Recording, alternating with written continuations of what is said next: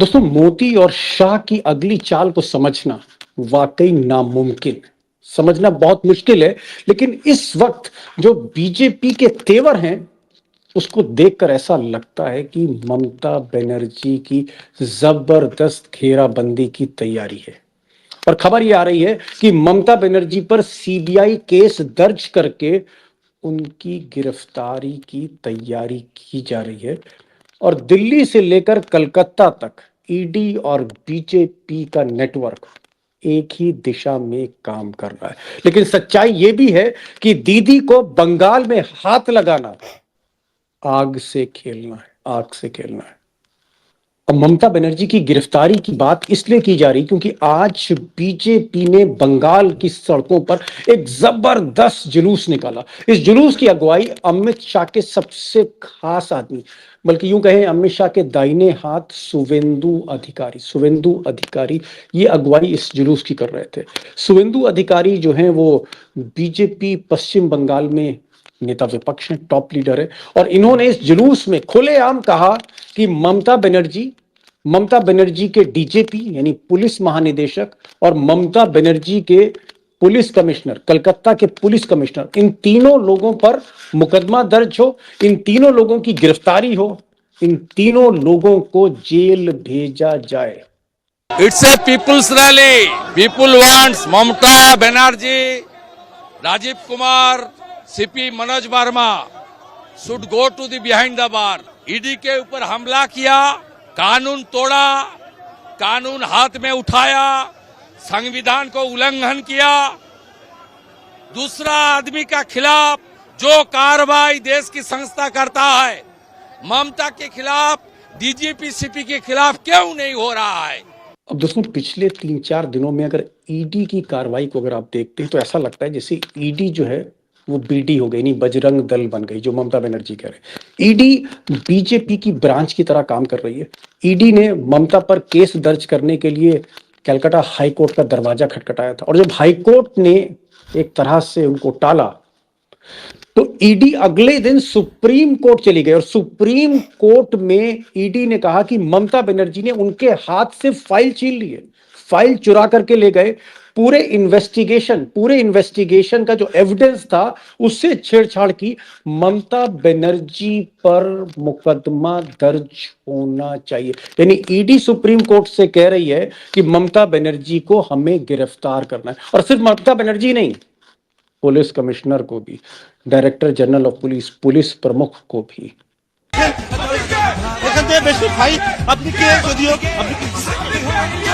अब दोस्तों, जो सबसे चौंकाने वाली बात है वो ये है कि जो भाषा, जो तर्क, जो आर्ग्यूमेंट ईडी सुप्रीम कोर्ट में दे रही है, अदालत में दे रही है, वही आर्गुमेंट, वही बातें बीजेपी कैमरे पर कर रही है। सुनिए रविशंकर प्रसाद साहब को, सुनिए।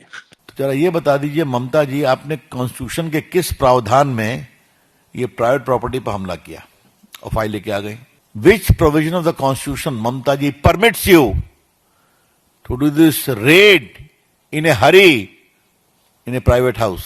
अब दोस्तों, बीजेपी का ये जो कैंपेन हो रहा है, ईडी का ये जो कैंपेन हो रहा है, जुलूस निकाले जा रहे हैं, मांग की जा रही है ममता बनर्जी की गिरफ्तारी की, इसको सीरियसली क्यों लेना चाहिए? इसको सीरियसली इसलिए लेना चाहिए क्योंकि बीजेपी इससे पहले 2 सिटिंग चीफ मिनिस्टर को, और दोनों ही हल्के लोग नहीं थे, भारी लोग थे, सुपर एक्टिविस्ट थे, दोनों को बीजेपी ने जेल भेजा है। पहला नंबर ट्राइबल नेता, आदिवासियों के सबसे बड़े देश के नेता, जिन पर कोई हाथ नहीं लगा सकता था, हेमंत सोरेन जब चीफ मिनिस्टर झारखंड के थे तो 2024 में जनवरी के महीने में, इसी महीने में उनके हाथों में हथकड़ियां डाली गई, राजभवन ले जाया गया, हथकड़ियां डाली गई। और ऐसा लोग कह रहे थे कि आदिवासी नेता को बीजेपी नहीं छुएगी, मोदी जी नहीं छुएंगे, अमित शाह नहीं छेड़ेंगे। आदिवासी नेता को जेल भेजा गया। और दूसरा प्रकरण कुछ ही महीने बाद, मार्च 2024 में दिल्ली के super activist chief minister Arvind Kejriwal को देश की राजधानी में सुप्रीम कोर्ट की नाक के नीचे हथकड़ियां पहनाई गई। और दोनों ही मामले इत्तेफाक से बहुत हल्के थे। कोर्ट ने कहा कि ये मामले इतने पुख्ता नहीं थे कि आपने 2 चीफ मिनिस्टर को जेल में डाल दिया। ये कोर्ट का कहना, मेरा कहना नहीं है। सवाल ये है कि क्या तीसरा नंबर तीसरी मुख्यमंत्री आप कह सकते हैं फर्स्ट सेकंड के बाद। तीसरा नंबर क्या ममता बनर्जी का हो सकता है चुनावी मौसम में? और पहली दो गिरफ्तारियां भी एक तरह से चुनाव का ही सीजन था। दोस्तों, ममता बनर्जी पर केस दर्ज होता है, दर्ज नहीं होता है, मुझे लगता है कि अब इस पर फैसला तो देश की सबसे बड़ी अदालत सुप्रीम कोर्ट को लेना होगा, जहां अमित शाह और मोदी की सारे टॉप वकील ईडी के पीछे खड़े हैं, सीबीआई के पीछे खड़े हैं, दूसरी तरफ ममता बनर्जी भी सुप्रीम कोर्ट में।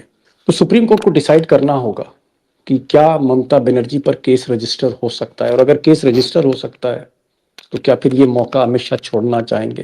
क्या अमित शाह ममता के हाथ में हथकड़ी डालना चाहेंगे, जिस तरह से उन्होंने हथकड़ियां अरविंद केजरीवाल या हेमंत सोरेन के डाली, जिस तरह उन दोनों को जेल भेजा, इनको भी जेल भेजेंगे? और जो सबसे बड़ा सवाल है कि क्या बीजेपी को फायदा होगा? क्या ममता दीदी को गिरफ्तार करके जेल भेजने से बीजेपी को फायदा होगा, या बंगाल चुनाव में बीजेपी को नुकसान होगा? दोस्तों, कुछ लोग ऐसा भी कह रहे हैं कि एक साइकोलॉजिकल प्रेशर, एक मनोवैज्ञानिक दबाव मोदी और शाह ममता बनर्जी पर डालना चाहते हैं। वो जेल भेजे ना भेजें, लेकिन मुकदमा दर्ज करके ममता बनर्जी के सर पर गिरफ्तारी की तलवार लटकाते रहेंगे। और हो सकता है कि चुनाव के मौसम में ममता बनर्जी के खिलाफ भ्रष्टाचार का एक जबरदस्त कैंपेन भी शुरू किया जाए। लेकिन सवाल यह भी है कि क्या ममता बनर्जी को सिंपैथी मिल रही है? क्या ममता बनर्जी से जो लोग नाराज थे बंगाल में, क्योंकि 15 साल की एंटी इनकम्बेंसी है, क्या वो लोग इस एक्शन को देख के, गुजरात लॉबी के इस एक्शन को देखकर ममता बनर्जी की तरफ लौट रहे हैं? और क्या बीजेपी के लिए चुनाव जीतना और भी मुश्किल हो जाएगा? बहरहाल बहुत ही कॉम्प्लेक्स सिचुएशन है, लेकिन एक चीज मैं जरूर कहूंगा कि बंगाल का इलेक्शन आने वाले समय में इस देश का सबसे भयावह, सबसे खौफनाक इलेक्शन बनने जा रहा है। यह बिल्कुल तय है कि जिस तरह का टकराव है, जिस तरह की जंग छिड़ गई है ममता और अमित शाह में, और मुझे लगता है कि इसकी गहराई में जाना चाहिए, इन सवालों की गहराई में जाना चाहिए। आज मैंने प्रसून आचार्य जी को बुलाया है। प्रसून आचार्य जी वैसे तो बंगाल के एक स्थापित पत्रकार हैं, हिंदी भी बोल लेते हैं, अगर आप गौर से सुनेंगे सब कुछ समझ में आएगा। 38 वर्षों से ममता बनर्जी को जानते हैं, उनकी बातों को सुनिएगा। और उमाकांत जी भी होंगे, जिनसे मैंने आज पूछा है कि भाई सुप्रीम कोर्ट का अब रुख क्या होने वाला है, क्योंकि सुप्रीम कोर्ट जो कहेगा, जो दिशा तय करेगा, अमित शाह मोदी उसी लाइन पर चलेंगे। मेरा पहला सवाल उमाकांत जी से। उमाकांत जी, दो बातें हैं जिसकी वजह से ऐसा लगता है कि मोदी और शाह कुछ बड़ा सोच रहे हैं ममता बनर्जी को लेकर। एक तो ईडी ने कहा है कि हाईकोर्ट की जो महिला जज सुनवाई कर रही थी उनको हटाया जाए, और ईडी ने सुप्रीम कोर्ट में कहा है, सुप्रीम कोर्ट में कहा है कि ममता बनर्जी पर केस दर्ज हो। उन्होंने ईडी के हाथ से फाइलें छीनी है, फाइलें चोरी करी हैं, एविडेंस सबूत को उन्होंने नष्ट करने की कोशिश करी है, उन पर मुकदमा दर्ज होना चाहिए। और बीजेपी के सबसे ताकतवर नेता पश्चिम बंगाल में नेता विपक्ष शुवेंदु अधिकारी कह रहे हैं कि ममता बनर्जी को, पश्चिम बंगाल के पुलिस प्रमुख को, कलकत्ता के पुलिस कमिश्नर को तुरंत मुकदमा दर्ज करके जेल भेजना जाना चाहिए। क्या आपको लग रहा है, क्योंकि आप गृह मंत्रालय भी देख रहे हैं, सुप्रीम कोर्ट भी देख रहे हैं, कि क्या इस पूरे मामले में मोदी शाह एक जबरदस्त घेराबंदी ममता बनर्जी की करना चाहते हैं? नहीं दीपक जी, जो स्थिति है, जो सिचुएशन है पश्चिम बंगाल की और सेंटर के जो आपस में जो रिलेशन है वो बहुत खराब हो गए हैं। और मैं आपको ये बताना चाहता हूँ कि अगर चुनाव सामने नहीं होता तो ये जोखिम उठा सकते थे, कुछ भी कर सकते थे। लेकिन चूंकि 2-3 महीने बाद तो इलेक्शन में जाना है, ऐसी सिचुएशन में भारतीय जनता पार्टी इतना साहस नहीं बटोर पा रही है कि वो अपने मन की कर सके, वहां प्रेसिडेंट रूल कर सके या वहां रिपोर्ट मंगा सके। रिपोर्ट तो 36 बार पहले भी उन्होंने रिपोर्ट मंगाई। 11 साल से रिपोर्ट के अलावा क्या मंगा रहे बंगाल से? रिपोर्ट ही मांग रहे हैं। प्रेसिडेंट अभी इन्होंने धनखड़ साहब आ रहे, वो बवाल मचा रहे थे, पहले कोई और साहब थे वो बवाल मचा रहे थे। सवाल ये है अभी जो धरातल पर जो सिचुएशन हो गई है कि तीनों चारों ऑप्शंस पर गृह मंत्रालय काम कर रहा है, लेकिन जिस ऑप्शंस पे गृह मंत्रालय काम कर रहा है उसमें पॉलिटिकल इश्यूज सामने आ रहे हैं। अगर इनके लिए अगर चुनाव नहीं हो रहा तो 2 मिनट के अंदर राष्ट्रपति शासन लगा देते, लेकिन चूंकि चुनाव सामने है और बीजेपी के सामने ये सबसे बड़ा जो संकट खड़ा हो गया, गृह मंत्रालय के सामने भी, बीजेपी के सामने भी, कि क्या हमको ऐसा तो नहीं होगा कि हमने कोई ऐसा बड़ा कदम उठा दिया कि जो भाई वो तो ममता बनर्जी तो लड़ाकू है, वो इनसे झुकने वाली है नहीं, वो लड़ाकू हैं। ये जुडिशरी भी जानती है, सुप्रीम कोर्ट भी जानता है, गृह मंत्रालय के अफसर भी जानते हैं, मोदी भी जानता है, अब आप बंगाल की बीजेपी भी जानती है। आप तमाम तरह के आरोप लगाते रहिए कि भाई उन पर मुकदमा कायम होना चाहिए, हमारे काम में दखल दिया। सवाल यह है कि आप जो मॉडस ऑपरेंडी था आपका, ये मॉडस ऑपरेंडी तो आपका बहुत डेमोक्रेटिक नहीं था, जिस तरह से आप काम करना चाहते थे, यानी पॉलिटिकल पार्टी के कागज आप उठा के ले जा रहे हैं। और सवाल ये है, जो बुनियादी सवाल ये है कि 2020 में केस दर्ज हो रखा है, सुप्रीम कोर्ट को भी मालूम है, एजेंसीज को भी पता है, गृह मंत्रालय को भी पता है। 2022 में आपने पूछताछ की और आज आप जो है 2026 में जब चुनाव सामने आ रहे हैं, तो ये पॉलिटिकली भी बहुत जिसको कहें नाजुक मसला भाजपा का हो गया है, और उसके लिए बाहर निकलना बीजेपी के लिए बड़ा मुश्किल हो गया है मौजूदा हालात। ठीक ठीक ठीक ठीक ठीक। मैं जरा प्रसून जी के पास आ रहा हूँ। प्रसून जी, आज जो मैं देख रहा हूँ, चाहे शुवेंदु अधिकारी हों बीजेपी के लीडर ऑफ अपोजिशन पश्चिम बंगाल के, या बीजेपी के चीफ स्पोक्स पर्सन रविशंकर हों, या फिर अमित शाह के करीबी लोग हों, इन सबका कहना है कि ममता बनर्जी पर मुकदमा दर्ज होना चाहिए। उन्होंने फाइल छीनी है, उन्होंने छापों के दौरान हस्तक्षेप किया है, दखल किया है, कानून तोड़ा है, उन पर कार्रवाई होनी चाहिए।